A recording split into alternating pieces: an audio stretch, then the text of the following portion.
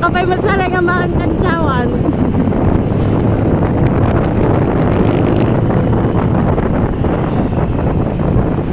Nasintalan di sniper mo.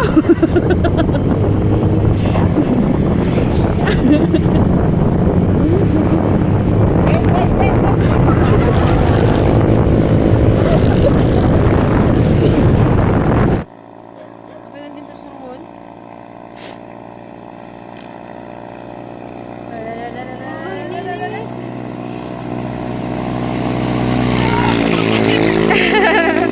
Mapapaubutan na. Bandog atak like. Trying hard mo dati. Tumungog kong ulo. Pag kumugan nak pa ko ramsi patanak.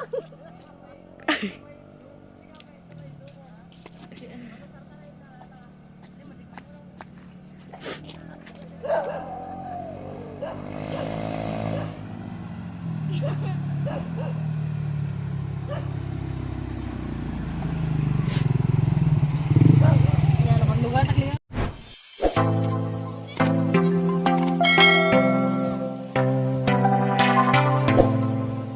What's up mga ka-Phantom? So ngayong araw, pupunta kami ngayon sa Motor Ace kung saan i-release na yung motor na in-applyan namin via installment sa kanila. So, nag-commute muna tayo kasi hindi niya pa kasi masyadong gamay yung motor na kukunin namin. At yun, naiwan muna si Phantom Max Sniper. So ngayon, nagiging Phantom Scooter muna tayo mamaya. So ayun, ipapakita namin sa inyo yung kukunin naming motor kasi napakaganda nun. Magaan lang siya, maliit. So bali yung purpose ng ng kukunin naming motor na yun, yun yung magiging all-weather na namin na gagamitin namin kasi yung sniper ko kasi hindi ko siya pwedeng ilusong sa sa ulan o kaya sa putik. Nakapag-decide kaming dalawa na kukuha kami ng service namin para yung sniper namin yun yung ang long ride na lang namin.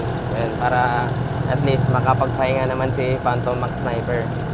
Siyempre kapag tumatagal kasi lumalaki din yung kanyang odometer. So para maalagaan natin, kukuha tayo ng pang-alternative na scooter. Halika kayo't samahan nyo kami, pupunta tayo sa Motor Ace at ipapakita namin sa inyo yung TVS Das 110. Alright. What's up mga ka-Phantom? So ngayon nandito na kami sa Motor Ace. So ipapakita namin sa inyo yung kukunin naming motor. So bali ito siya. Ito yung kukunin naming color. So ito yung TVS Das 110. Ayan. So ito sana yung kukunin naming isa pero katagalan kasi na paggamit dito nagpe-fade yung yung kulay niya kasi naka-glossy. Ayan. So mas maganda to kasi naka-matte tsaka same kami ng color. Same kami ni Phantom. So may pagka-black, combination ng black tsaka gray. So dito meron siyang carbon. Then yun nga kung comparison nila sa Honda Beat. Si Honda Beat ay sa kanilang kapal ng upuan. Ano ba yung mas makapal yung upuan nila? So, feeling ko mas malambot yung upuan ni Das dito. Medyo may katigasan tong upuan niya. So sa size ng motor, parehas lang sila, mas mahaba lang ng konti yung fit ni Das. So may napansin lang ako dito sa gulong nito. Ito kasi naka-IRC yung kanyang gulong. So may pagka-touring yung kanyang design ng gulong. Unlike dito sa puti, itong dalawang puti na to, anong bang brand ng gulong nito? Maxxis tire. So ito Maxxis. So parehas sila ng Sniper. So ngayong araw, ipapakita ko sa inyo yung ating bagong kinuhang motor. So ito pala yung TVS Das 110. Itong motor na to, nakuha natin via installment. So ang price nito, mamaya pag-uusapan natin. So una, ipapakita muna natin sa inyo kung anong meron dito sa motor na to. So unang-una, pakita muna natin yung kanyang susian. So sa kanyang susian, ang cute ng kanyang ang cute ng kanyang susian. Ganito kalaki yung kanyang susi. 3 inches yung kanyang susi. So ito, ang ganda. Meron po siyang charging port. Ayan, pwede kayo mag-charge dito. Tsaka yung kagandahan dito, naka USB type na. Hindi na siya yung pabilog na kailangan mo pang bumili ng connector para makapag-charge. Ito kasi diretso yung naka USB na. Sa kanyang ilaw, so gumagamit pa rin siya ng bulb type na halogen. So ito. Same din dito sa kanyang signal light, then sa park light. Alam naman natin itong motor na to, itong TBS na to ay gawang India. So made in India siya. So makikita natin meron tayong plate holder dito sa harapan. Ayan. So siguro ang ilalagay natin dito hindi plate number. Maglalagay tayo dito ng mini driving light. So dito tayo maglalagay. Then sa kanyang front brake, eto naka-disc brake. Tsaka pagdating sa kanyang rear brake, meron tayong drum brake. Ayan. Itong tambutso niya, meron siyang cute din. So, ang ano nito, ang itsura niya, parang pa-triangle yung hugis niya. Itong tambutso niya din, meron maliit na butas. Itong motor na to, meron siyang air-cooled. Ayan. Huwag na tayo mag-expect na naka-liquid cooled kasi sa presyo niya, mura talaga ito. So, mamaya sasabihin natin kung magkano siya. So, wala siyang pillion. Yung parang binababa, tinataas dito, wala siyang ganun. So dito, mas maganda to compared doon kasi minsan, 'di ba kapag nandito na part 'yun dito sa baba na to. So kapag nakaapak yung driver dito, pagka binaba mo yung paa mo, nasasagi siya. So mas magandang dito nilagay. Back ride nyo, kung gusto niyang mag-relax, yung paa niya, pwede niyang ilagay dito. So same din sa driver. So kapag gusto nilang ma-relax yung paa nila, pwede nilang ilagay dito. Pero yun lang kasi magiging pangit kapag may back ride ka, hindi mo may lalagay dito yung paa mo. So ngayon titignan natin yung kanyang compartment. So dito pala yung kanyang susian. Ayan. Then ayan siya. Ito yung kanyang compartment. Medyo okay naman, pwede nyong lagyan ng mga documents, yung mga gloves, yan, pwede natin ilagay dyan. Then itong kanyang tangke, meron tayong 5.3 liters. So yung ating ayan, so madami pa yung ating gasolina. So kapag kinulos natin, press nyo lang. Ayan. So kapag pinress nyo siya, malambot lang naman, maglalak na siya. So pagdating sa kanyang upuan, yung kanyang upuan kasi is meron siyang malambot na upuan. So kinompare natin yung kanyang foam sa Honda Beat, mas malambot yung upuan nito. Tsaka sa unang ride ko dito, very comfortable siyang i-drive kasi siyempre itataas mo na lang yung paa mo. Ayan. Then yung natakbo na natin, meron na tayong 80 km na natakbo. So ayan. So itong motor na to, simula nung nakuha natin, pangatlong araw niya ngayon, naka 80 km na siya. Then yung pala natin, yung gas natin sa kanya is meron tayong 360 pesos na yung naigas natin sa kanya. So okay pa naman, meron pa naman yung kanyang gasolina. So ayan. So sasabihin ko lang mga ka-Phantom yung first impression ko sa kanya, itong motor na to. Bali yung first impression ko dito sa motor na hindi ko pa siya nasakyan, hindi ko pa siya narinig yung kanyang andar. Syempre, nag-base kasi ako sa price ng unit. So ito, una ko nakita tong motor na to, feeling ko matigas lahat, yung upuan, yung manubela, sobrang malambot lang. Tapos pagdating sa kanyang performance, parang alam ko hindi siya makakasabay talaga. So ito, nagulat talaga ako nung nasakyan ko siya kasi syempre, kahit galing tayo ng higher CC tapos na bumili tayo ng ganitong 110cc, kaya niya pa rin sumabay naman sa mga 125 na motorcycle. So ito, tinry din namin na na friendly gauge sa Honda Click na 125. So bali yung set ng Honda Click na yon, meron siyang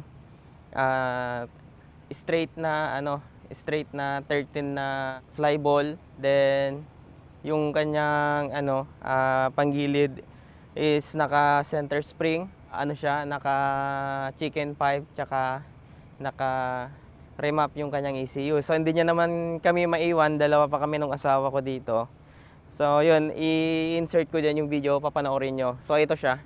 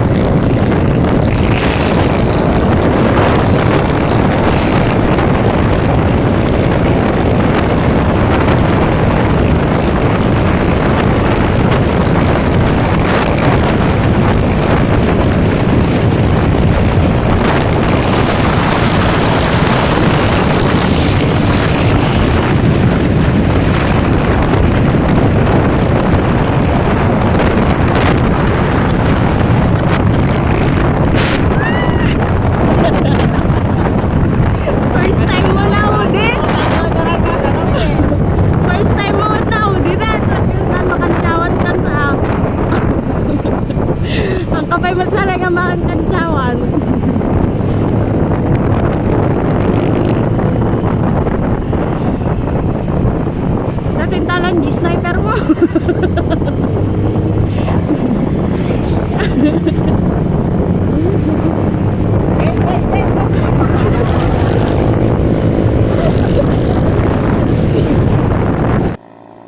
Meron din sa sumunod.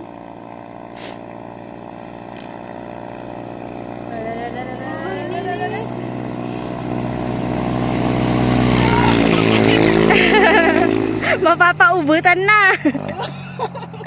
Bandog atak lek. Trying hard mo dati. Tawang ogkong ulo. Pag kumugan nak pa ko ram si patenak.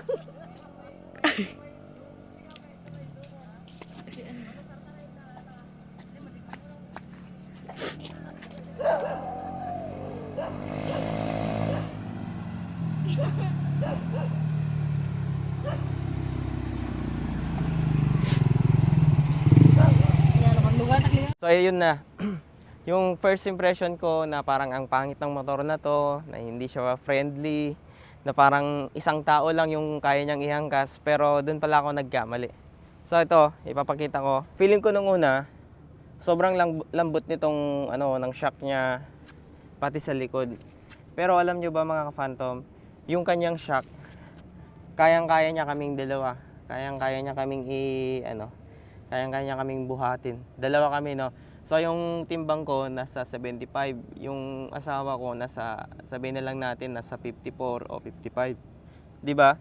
So sa ganun na weight namin, kayang-kaya niya talaga. Malakas tong motor na to. Wala akong masabi dito kasi syempre kung i-compare natin to sa mga ibang scooter, madami na din kasi akong na drive na scooter, especially yung mga Yamaha Mio Sporty, Mio Soul, tsaka yung mga ibang scooter. Tsaka yung napansin natin dito, kahit malubak, eto, hindi siya may mga scooter kasi especially sa mga Yamaha, yung tumutunog. Ito, lumalagutok yung kanilang front shock. Ito, kahit mabigat tayo, hindi siya lumalagutok. So makikita naman natin sa kanyang tire, IRC brand. Then both na tires natin ay naka IRC. Ayan. So, yun. Yung kanyang yung kanyang air filter, ito napakalaki. So ayun, hanggang doon na lang muna yung ating muna dito. Quick review lang sa ating nabiling motor ngayon kasi hindi natin to na review doon sa mismong mismong kasa kung saan natin kinuha. So bali yung pala nito, itong free nitong motor na nakuha natin, meron tayong 3 years na registration. Then meron din po tayong free na helmet. Tsaka ito, yung kanyang kasamang plaka. So sa Motor Ace pala natin nakuha tong motor na to. Ang namin dito, ang kagandahan dito, kapag nagkabil kayo sa Motor Ace dito sa May Tuguegarao branch, meron kayong dalawang manok na fresh. So yun na, buo yun na. Yun yung natin, yun yung free nitong motor na to. Fresh na manok. So ayan, kapag gusto nyong kumuha, then meron na din kayong pang celebrate. So ito, babanggitin na natin kung magkano yung price itong motor na to. So kapag cash, makukuha nyo siya ng 46,000 pesos. So kapag installment naman, pwede kayo mag-down payment ng 2,500. Then yung magiging monthly nyo, nasa 2,066. Pero kapag advance kayo at on time kayo magbayad, meron kayong less 200 na rebate. So magiging 1,866. Saan ka pa? Mag-TBS dash ka na. So ayun. So ngayon, naiwan muna si Phantom Max Sniper doon at hindi natin maisama kasi syempre ito muna yung i-review natin. Pero yan, ito yung magiging laruan namin ngayon. Same purpose kasi niyan. Bali magiging namin to, pang all-weather na motor namin. Mapaulan man yan, o kahit malakas yung araw, mainit, yan yung magiging motor namin dito sa trabaho, pagpasok namin. So yan, so mag-update pa naman ako sa inyo kung ano yung mga ma-experience natin sa bagong motor natin.